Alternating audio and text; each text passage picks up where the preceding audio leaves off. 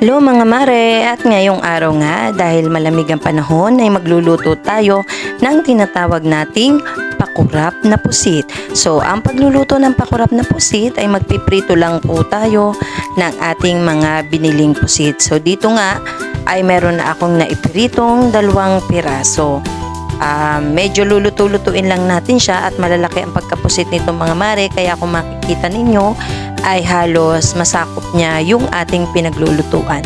So ito na yung ating napritong pusit. Kung makikita nyo may mga itim-itim yan sa ibabaw, yan yung napritong tinta ng ating pusit. So hindi natin siya itatapon mga mare kasi kakailanganin natin yan at malasa yan sa magiging katas ng ating lulutuin. So after nating maprito mga mare ay atin nang hihiwain ng maliliit o depende sa gusto nating hiwa o laki ng ating pusit. So ganyan, sa akin tama na yung ganyang laki ng pagkakahiwa sa ating pusit. Ayan. So dahil nga sobrang laki niya, so medyo may kakunatan ang kanyang balat or ang kanyang laman. Ayan. So pwede natin siya mapalabas ng mga 8 to 10 pieces o depende nga sa inyong gustong hiwa. Ayan. So hinihiwa natin siya sa katamtamang laki. So ito na yung ating padalawang piraso ng pusit. Kung makikita ninyo ay mataba ang pusit na ito o itlugan o may itlog ang pusit na ating nabili sa palengke. Dahil sa sobrang laki niyan mga mare, umabot lang ng 3 piraso yung 1 kilong pusit. Inihiwa pa rin natin ang ating padalawang pusit at lalagyan na natin sa ating plato.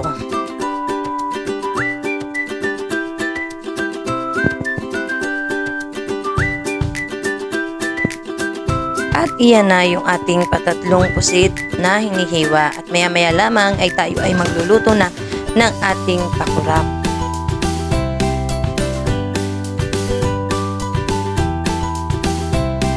Ayan mga mare, so halos mapuno natin ang isang plato natin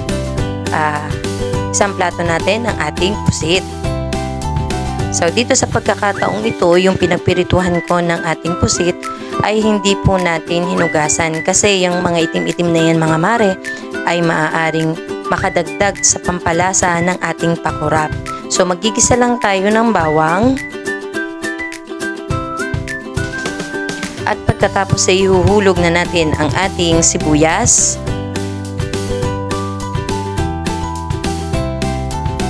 At isusunod natin ang ating maraming sili. So bakit nga ba tinawag na pakurap ang pusit na ito? Kasi sabi nga na matatanda, kapag natikman daw ito ay mapapakurap ka sa hanghang. So depende na sa inyo kung gusto nyo na sobrang hanghang o yung katamtaman lang. Pero yung other na tawag dito guys or mga mare ay ating sweet and spicy pusit.